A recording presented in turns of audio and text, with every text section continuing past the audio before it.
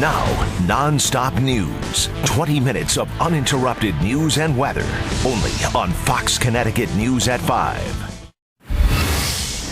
Returning to one of our top stories, a massive sell-off on Wall Street today takes investors on a wild ride, with the Dow plunging more than 1,000 points this morning, only to rebound during the afternoon and then slide back down at the close of business. When all was said and done, the Dow closed down 588 points, the Nasdaq was down 179 points, the S&P was also down 77 points.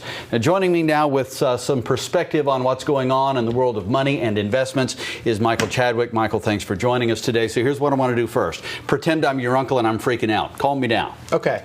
It's just one day. It's not the end of the world. Corrections are part of the process. We've been expecting one of these for some time, and quite frankly, we're overdue. It's been a long time since we've had one. So you were telling me a little earlier that, in fact, it's a little like earthquakes, isn't it? If you get several corrections a year, they don't have to be this scary. True, and I think this isn't really scary. This has been an orderly decline, but I think people have been spoiled. The last really 6 years have been pretty calm, and it's, people are kind of used to the thing generating 10-15% per year, and they're spoiled, and that's not realistic. Nobody wants to see it stop. If you have 6 years of fairly steady growth and you're seeing your money grow, nobody wants to see it stop. That's absolutely right. I did hear, saw something online today of someone reporting from the New York Stock Exchange floor saying there was just no panic on the floor. Right. They're expecting this, just like you just said. Absolutely. I mean, this is overdue, and this has been an orderly decline. I mean, even though it's a large number, it's orderly, and it's only a couple percent. We're only 6, 7, 8% away from our highs. Right. People are getting nervous. They're just spoiled.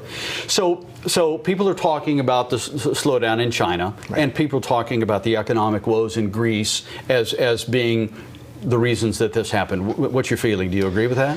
I think that's part of it. It's a complicated process. Those issues may be the catalyst, but there's a much more complicated system brewing, large scale. I mean, this has been going on for some time. Markets are high. I mean, we are spoiled, and you have to be concerned with valuations. Let me pounce on that right there, just to explain to our people at home who don't know much about investing, including me standing here. What exactly do you mean when you say markets are high? Okay, what I mean is, from a valuation perspective, markets generally trade at 15 times earnings, which means if a stock earns $1 a share, historically, people as investors have paid $15 for each dollar of corporate earnings.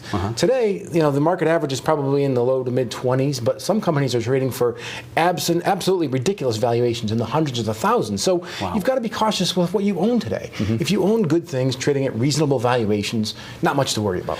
And so if this continues to go lower, what you were telling me a while ago, and actually I've heard people say this before, this when stocks are cheap, it's when you want to buy, if things kind of crater out a little bit here. Absolutely, and guys like me, we look for this. When people are running for the hills and they think the world's about to end, I'm going shopping. Yeah. And conversely, when it's really high, I'm cautious because things don't go up forever. They ebb and flow. Okay, just a few more seconds left here, but can I get you to make a prediction on where this goes the rest of this week and then on out from there?